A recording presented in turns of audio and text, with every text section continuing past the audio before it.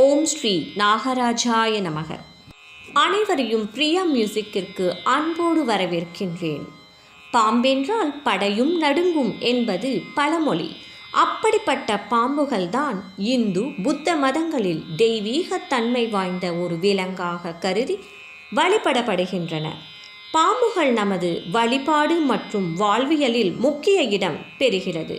ஜோதிட ரீதியாக பார்க்கும் பொழுது சிலருக்கு முற்பிறவியிலும் இப்பிறவியிலும் நாகப்பாம்புகளை தீண்டிய கொன்ற பாவங்களினால் நாகதோஷம் அல்லது சர்ப்பதோஷம் ஏற்படுகிறது.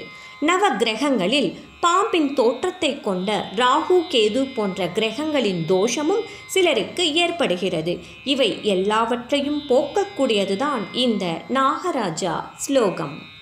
ஓம் அனந்தம் வாசுகிம் சேஷம் பத்மநாபம் சகம்பலம் சங்கபாலம் திருதராஷ்டிரம் தட்சகம் காளியம் ததா ஏதானி நவநாமானி சமகாத்மனாம் சாயங்காலே பட்டேன்னித்யம் பிராதாகாரல விசேஷதः நஷ்ய விஷபயம் நாஸ்தி சர்வத்ர விஜயீ பவேத்.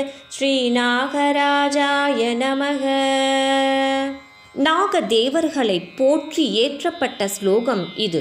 இந்த ஸ்லோகத்தை செவ்வாய் மற்றும் வெள்ளிக்கிழமைகளில் அருகில் பாம்பு புற்றில் இருக்கும் கோயிலுக்கு சென்று புற்றிற்கு பாலூற்றி நெய் தீபம் ஏற்றி இந்த ஸ்லோகத்தை 108 முறை துதித்து வந்தால் நாகதோஷம், சர்ப்பதோஷம், ராகு கேது கிரகங்களின் தோஷங்கள் அனைத்தும் நீங்கும்.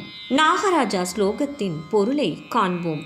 அனந்தன், வாசுகி, ஆதிசேஷன், பத்மநாபன், கம்பளன், சங்கபாலன், திருதராஷ்டிரன், தட்சகன், காளியன் முதலான 9 நாக தேவர்களை வணங்குகின்றேன். எனக்கு ஏற்பட்டிருக்கும் ராகு கேது கிரகங்கள் மற்றும் பிற நாக தோஷங்களை விலக்கி நற்கதி அருள வேண்டும் என்பதே இந்த ஸ்லோகத்தின் பொருளாகும்.